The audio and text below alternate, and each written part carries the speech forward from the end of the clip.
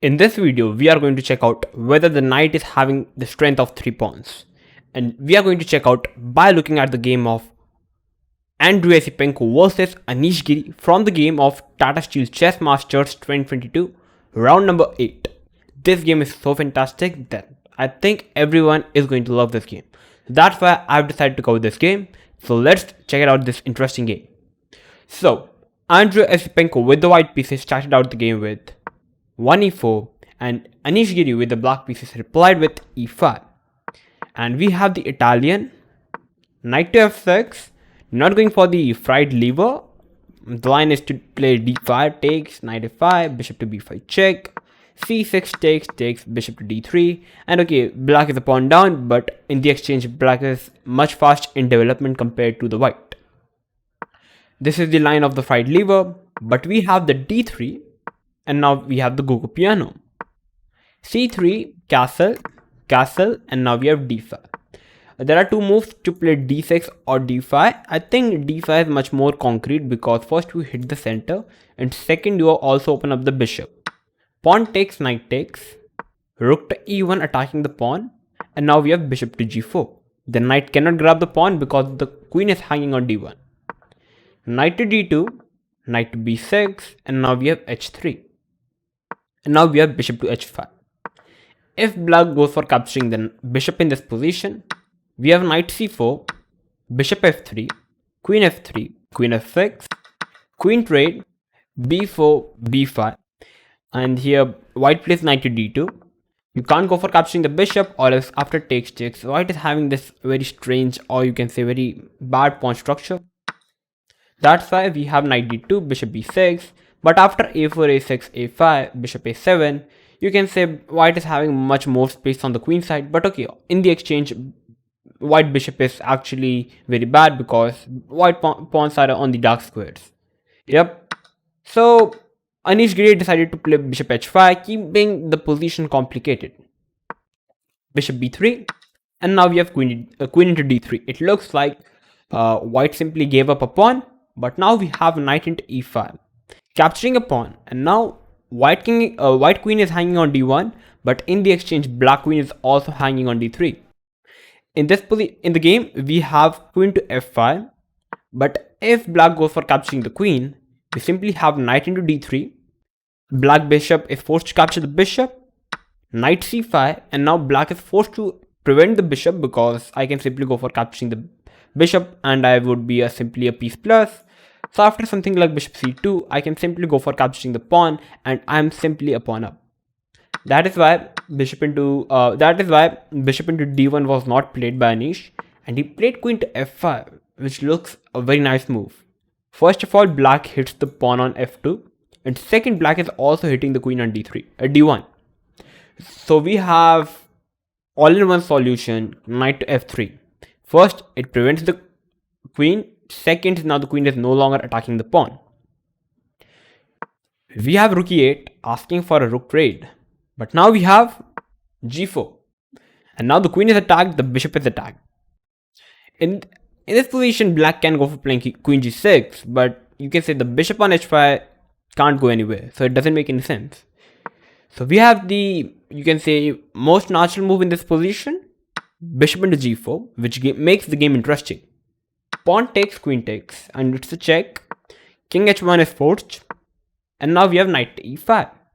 And after knight e5, we can look at that black is simply hanging with the knight on e5 for free because there are two attackers and there is only a single defender. In the game, white played knight to h2, but if white goes for capturing the knight, we simply have queen h3 check, king g1, queen g3 check, and basically white is forced to repeat the position. He can't go for playing king f1 because queen f2 is simply a mate. So basically it was a choice given to Esipenko whether he wants to make a draw by capturing the knight or whether he wants to keep the game going by playing knight h2. He's basically, in the game we have knight h2. So the idea of playing knight h2 in this position is, Esipenko is thinking that if somehow he defends the king, then basically the knight is against these two pawns, and I think if he is able to defend, then he can go for winning the game. After knight h2, we have queen to g6. Bishop to c2, because there was a very deadly attack of playing knight d3, hitting the rook and the pawn. So we have bishop c2 covering the square, but still we have knight d3. And now knight into f2 is already very deadly. So white decided to capture the knight, queen into d3, knight to f3.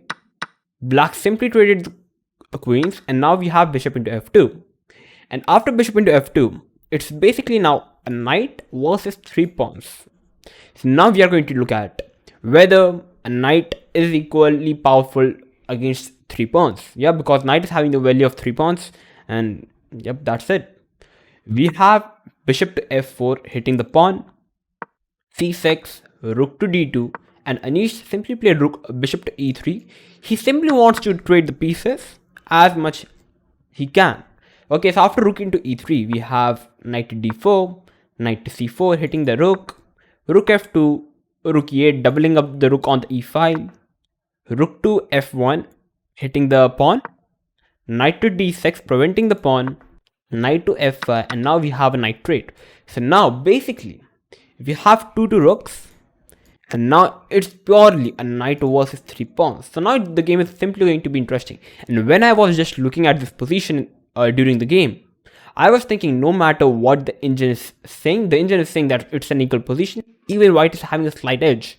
But I personally felt that no matter what the engine says, practically from the white side, it's incredibly hard to defend with the white pieces, because practically, yeah, humans can't defend against these 3 passers. Yeah, these 3 are simply pass pawns. Yeah, so defending against these 3 pawns with a knight is extremely strong.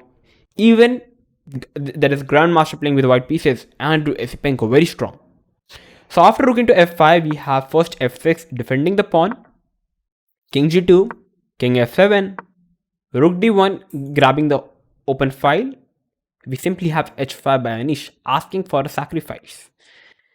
If white captures the pawn, we simply have a check, king g3, rook into b2. We have a check, black is forced to put the rook between. We have a rook trade, and okay, in this position basically black gave up the a5 pawn for this b2 pawn, and now the a2 and c3 pawn is weak, and these 2 pawns are already passed pawn. So I think black is already better. So Andrey decided to pull the rook back to f2 for preventing this pawn. We have now g5, rook d7 check, rook defends, rook comes to d6, hitting the pawn on f6, rook e6, rook check. So basically Andrey is like, okay, I'm fine with a draw now. But now Anish is not going to take a draw. We have rook to d8, g4, rook h8, king g6, check, rook g7, rook f8. If you try to simply trade the queens now, trade the rooks, now it's, you can say, black idea is very simple. He's going to simply move the king, move the pawn. It's game over for white.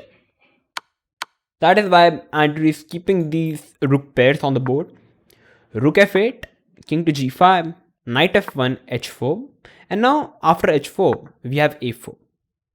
So Andrey is asking Anish whether he wants to push his g pawn or whether he wants to push his h pawn. He can't push his f5 pawn because the pawn is simply dead on f5, and it's white is the one who is better. Anish is like, okay, if you are going to simply play on the queen side, now I'm going to also play on the queen side. I'm going to simply settle first on the queen side, and then I'm going to push these pawns. b4, b6, pawn trade, rook a8, attacking the pawn, rook e5, and in this position, we have an incredible blunder by white playing knight to d2. And the idea of playing knight d2 in this position was to play knight to c4, hitting the rook, hitting the pawn, yeah, to create some counterplay. But the best move for white to play was to play c4, f5, rook f8, c5, king h2, and if black tries to give a check, you can simply sacrifice the knight for the 2 pawns. Although black is having an edge, you can say black is slightly better in this position because of the f pawn, but you can say this is at least playable position. Or white rook endgames are always tricky, so you can say that white is having the chance to hold this position. But we have knight d2. Idea was to play knight c4. And here's my question. Feel free to pause the video and try to find the winning move for black in this position. The only winning move. Yeah. Anish was able to find it. So I think you can also. Okay. So I think you must have had a great deep thought and you must have come up with this move. g3. The idea of playing g3 is to simply attack the rook. You can't move the rook because simply rook e2 check and the knight is dead on d2. So white is simply forced to play knight to f3, giving a check, also hitting the rook. But now comes the hard part to find this incredible move, king to f4, allowing white to give black the discover attacks. In this position, white played rook to f1. If white tries to grab the rook, I can simply grab the rook with a check. That's the problem. And white is forced to grab, and after f into e5, black is 2 pawns up. Even if you try to capture the a5 pawn, I can simply play h3, and now it's simply queening, and white game is over. So that's why we have rook to f1, and now we have h3 check, sacrificing a pawn, and now we have g2. After g2, the rook is attacked, so we have rook f2 because you can't move the rook from this f file, because if you try to move the rook, I can simply go for capturing the knight. Rook f2, the final try by Esipenko. If Anish tries to make a queen, we have knight into g1. It's a check, and now it's an equal position. But Anish simply played king to e3, and now the rook is attacked. You can't play rook to f1 because the g pawn is covering it. So white is forced to move the rook, and after king into f3, black is a knight plus. White can't stop the queen, or else even if white tries to capture the rook, I can simply make a queen and it's all over. That was the reason after playing king e3 on the move number 49, Andrey Esipenko with the white pieces decided to resign the game, and Anish Giri with the black pieces showed that 3 pawns are much powerful than a knight. Although the knight consists of 3 pawns, but yeah, 3 pawns are extremely hard to prevent. Yeah. So this was the incredible game played in the Tata Steel Masters 2022. I simply loved this game, and I think you also. So if you like this game, then make sure to like the video. If you liked my analysis, then make sure to subscribe the channel if you haven't done it, because I'm going to come up with these interesting analysis of the games of upcoming tournaments. So make sure to first of all share this video to say that 3 pawns are extremely hard to defend. Yeah, even the knight consists of 3 pawns. So I'm going to come up with these interesting videos like this. So till then, stay tuned and keep watching One Shot Chess.